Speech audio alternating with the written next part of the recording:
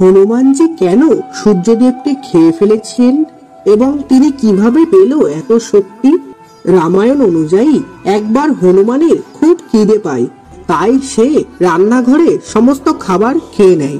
কিন্তু হনুমানের খিদে এতটাই বেড়ে গিয়েছিল যে নিমেষেই সমস্ত খাবার শেষ হয়ে যায়। এটা দেখে মনে হচ্ছিল যে পুরো জগৎ সংসারের সমস্ত খাবারও হনুমানের জন্য কম পড়ে যাবে। এরপরেও হনুমানের খিদা নিবারণ না হলে হঠাৎই আকাশে রক্তবর্ণ সূর্যের দিকে তার নজর পড়ে।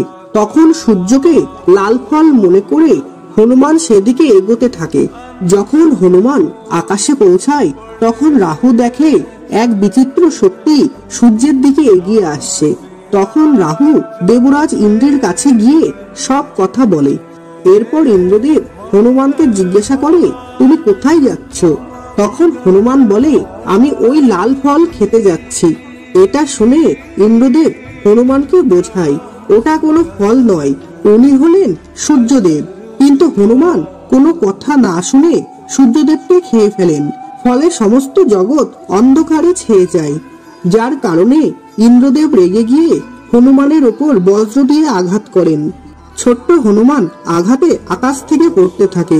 ঠিক সময় পিতা পবনদেব হনুমানকে উদ্ধার করে নেয় এবং রেগে গিয়ে এই ব্রহ্মাণ্ডের সমস্ত বায়ুকে আটকে দেন।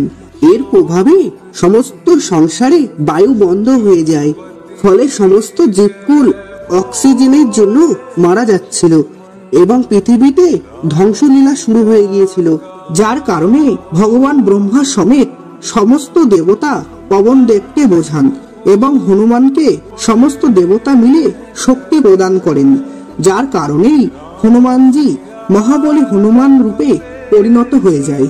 এবং পরে দেবাদিদেব মহাদেব ছোট্ট হনুমানকে বলেন যে সূর্যদেব হলেন এই গোটা মহাবিশ্বের সৃষ্টির উৎস, তাকে ছাড়া এই সমগ্র সৃষ্টি অন্ধকার।